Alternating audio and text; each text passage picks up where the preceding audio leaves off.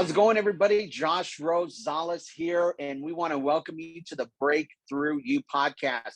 I am crazy excited, first of all, to have Chloe as our special guest this afternoon on the podcast. And we're just going to talk about an amazing job that Chloe is doing when it comes to marketing. She's an entrepreneur, a small business owner. She's built her business from the ground up. Me being looking at this from the outside in, looking at the social media aspect on how Chloe uses social media to really push her business and the networking is very remarkable. And so without any further ado, I want to welcome Chloe. Welcome to the Break Thru U podcast. How you doing this afternoon? Hey, I'm good. How are you? I'm doing great. Admirer of the Nashville Barber, babe, and the social media aspect on it, Facebook, Instagram. If those that are watching or listening, if you're not following the Nashville Barber, babe, you definitely need to. What other platforms are you on, Chloe? Mostly just Instagram and Facebook. Instagram and Facebook. I've thought about doing TikTok, but it's a lot of work.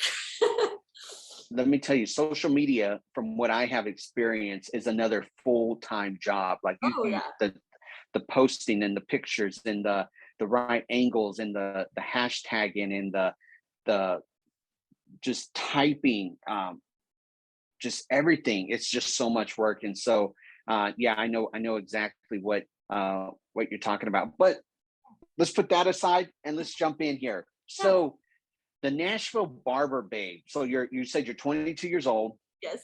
And so you're an entrepreneur. What would you say as your business?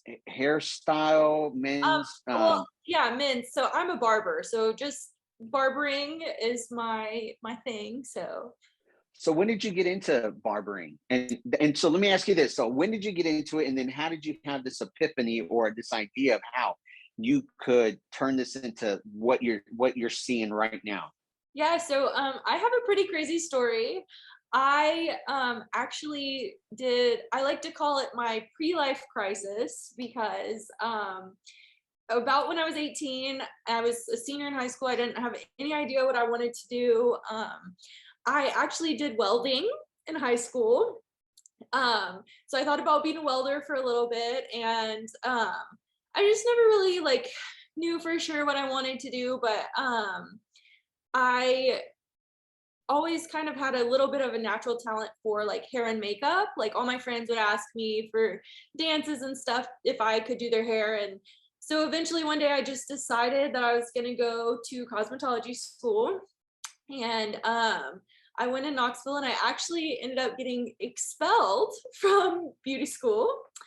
And I finished up at a different school, and I didn't really do anything crazy, but just there's a lot of rules, and it was a tough time for me. And so I finished up and got my license and moved to Nashville. And then I applied for a job doing women's hair.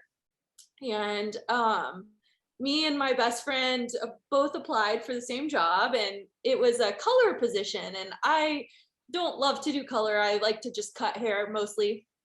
And so she got the job, which thank goodness. And so I started to think oh no, I have to pay rent. What am I gonna do? I don't know. Exactly. I was freaking out. And so I saw a barbershop that looked pretty cool, and I was like, I didn't really think about that, but maybe I should work at a barbershop, And I had, like I said, zero experience. I went in, at the time the shop was called Whiskey Meat. And it was owned by this woman named Andy. She's a crazy, amazing entrepreneur. She's done all kinds of things. She's currently a food photographer in Denver. But she had this shop, and it was just such a cool vibe. And they had very manly, and the whiskey was her thing. She loves whiskey. And so I started working there. And when you start, you kind of have to do the grunt work of you're doing, it sucks. You have to do laundry and answer the phone and sweep, and it's not very fun. And then one day, one of the women that she had working there, she didn't show up and had a book of clients. And so she was like, "Are you ready?" And I was like, Okay. So I started, that's how I got thrown into getting some experience. I started then and I worked for her for about a year. And then COVID happened and Yeah. she actually closed that shop. So during COVID, I didn't know what I was going to do. I was doing sketchy under the table haircuts. I was cash only. It was a wild time. And then one of the women that I worked with at the other shop, she asked me if I wanted to partner with her. And I was only 19 or 20 at the time. And I was like, no, I will work for you, but I don't want to be an owner. Like, that's not really anything I want to do. And I said, I just want to be able to take off to travel because I love to travel. That's all I really want to do all the time. And so I helped her get started. Like we worked together as a team, but we went there and then I worked with her for about another year and I continued to build up my clients. And then it's the location that we were in started to get a little bit sketchy. Pricey. Oh, sketchy. It Okay. was a little sketchy over there. Which nothing like crazy happened or anything, but I think I finally was like ready to go out and be on my own. And so I told her and she was super cool. And we still are like, there's no bad blood or anything. And so I started looking for spots and that was a nightmare. Everywhere in Nashville is either crazy expensive or kind of run down and not somewhere that you would want to be, you know? And so I finally found this spot like randomly through, I think, Craigslist. Like it was very crazy, but I came and saw it and it was exactly what I wanted. We have a parking lot, which is a big deal in Nashville. So And that's where you're currently at, right? yeah. So we started here in September, and ever since I've been the owner. I have one woman, Lisa, who works with me. She's awesome. I am so grateful for her. She's been a huge help to me in everything I've done. So that's So where you we're got at. so you got this space Yeah, and you have the experience in cutting hair. yeah. And so then how did you come up with this business model of specializing in cutting men's hair and then throwing in the marketing aspect? Like what all came into play to make it to where it is right now? And like what was the going through your mind, like how can I grow my business and then this is how I'm going to grow it? It's like take us through that. Yeah, so really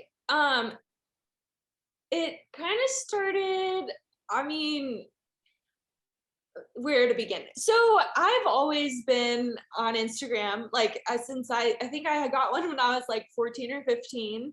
And that was very much like a very big thing when I was like through my high school years. And so I already knew how Instagram worked. And I've also like followed other businesses and seen people that I really liked how it looked. And I think that it's very much, I joke with my friends and I'm like, it's kind of like an art project. Like it's very aesthetic and you want everything to match and look balanced and have just a very like appealing like vibe, you know? And so when I was in school, they said, you need to start a like hair page so you can post your work and that's how you'll get clients and all of this. So that's being taught a little bit in schools. And then when I started actually doing men's hair, I created this. I was like, I need a name that no matter where I go, no matter who I'm working for, it will be like It'll transferable, stick to you. you know? Yeah. And so that's where I came up with the Nashville Barber Babe. And at first I started it's one of my favorite parts about this business is the amount of people that you get to meet who do all kinds of different things. Like I feel like I know somebody who does just about anything you could think of. And Mhm. so when I started, I was posting mostly just my haircuts. Like I would do these cool fades and take a picture and post it, and I'd get 5 likes. And I was like, dang, like I'm trying so hard to build my business. Nobody cares about these haircuts. Like this sucks. And I had this Yeah. guy come in and he worked in social media marketing. I wish I could remember his name. I couldn't tell you, but it was 3 years ago. But he said people really like to follow a story and they like to follow people. They don't care about things, they care about you and what you're doing and who you are. And so I kind of started to just like think about that. And so I would post more pictures with me and like me doing haircuts or me with my clients, or after they were done, I'd take a selfie with them. And I started posting a lot more stuff like that. And it really was a lot more successful. And so I continued on doing that. And also just letting people know, like, hey, like I'm going to be out of town. I'm going to Disney and I'll post some pictures when I'm gone, and you can keep up with me if if you care, And so that's kind of how I got into it. And then I was doing a lot more like client interaction, because it also was kind of this fun thing of like, oh, is Chloe going to post me on her Instagram, And then unfortunately, when COVID happened, kind of put a little bit of a halt to that, because with the whole mask thing, and it just wasn't quite the same. Plus, you could probably have opened yourself up a little bit to, there's some people that don't really care about the mask, and then there's some that do, and then it's just those unwanted comments, and it's like now they're hating on you for wearing a mask, and then they're hating on you for not wearing a mask, and this is kind of like, what do you do? So I can understand. It's like, you know what? I'm just going to take a time out, and then we'll revisit this after things calm down. Yeah. So then I just kind of, you can see trends, you can see which photos do better, which like what people like, when to post is a big thing. Like usually if I post during the daytime on my business account, I get a lot of likes and a lot more like interaction, and people, maybe they're at work or maybe they just got home or whatever, but usually in the daytime, versus if I post at like 8 or 9 p.m., I don't really get any likes. And it just Exactly. very much, there's a science behind it. Paying attention to the trends and how it works and seeing what people like, and just doing that really is. So where did the alcohol come in? So the first place I worked, Andy, she was a big whiskey gal. And what's funny, I was 18 and I didn't know one thing about whiskey. And she heard me say that to a guy one time, and she came in there and she was like, you can't tell people you don't know anything. And I was like, okay. So she taught me a lot of stuff.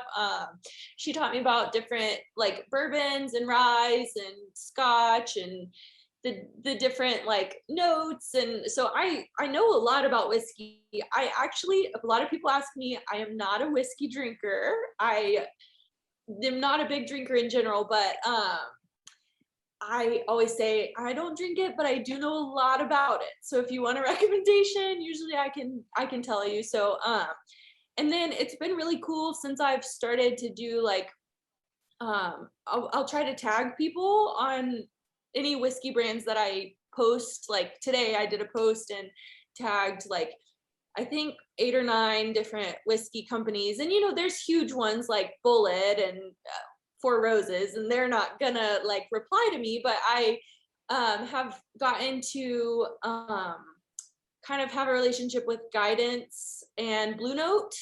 And Blue Note, they both actually sent me some merch, and like we've talked, and they're always like, thank you so much for posting and tagging us, like we really appreciate it. And I just think it's really cool to kind of build a relationship with the smaller brands. Like that's something I really like, and it's just fun for me. So what does a guy get when he comes in to get a haircut? Like what's the experience like? They get a shave, they get a haircut, they get to have some whiskey. Like what, because there's a lot of barbers out there. There's a lot of people, but it's like for me looking at your social media, like you've built this unique business plan that is working for you and your business is growing. And so what does that environment look like? That experience? What does the experience look like? Well, I feel like part of the experience that really people genuinely love and helps them keep coming back is a relationship with me and my partner Lisa. Mhm. We both are very personable. We'll tell you all about ourselves and we'll ask about you. And I think, at least for me, I feel like that is what really helps maintain and grow the business, is building relationships. But when you come in, we ask if there's any thing you want to drink, which usually we have around, there's always six, anywhere from six to like 15 different whiskeys to try. So I try to get some like higher end, I can't go too crazy, but I try to get some nicer whiskey. So if you've been wanting to try something and you haven't had a chance, then you can try it when you come in, or just try something new. I try to get one or two that you probably haven't heard of. And I ask at the liquor store too. I'm like, what's popular? Is there anything that people really love right now? Exactly. And then you just come on back, and it depends on what service you get. So we have two levels. We have the basic and then the high class. And so a basic cut is just a haircut, and all of our cuts come with a shampoo. So we have a separate little shampoo room with a really nice chair, and we do a thorough shampoo. That's always a favorite for guys who, if you go to Great Clips, you don't get a shampoo. Oh yeah.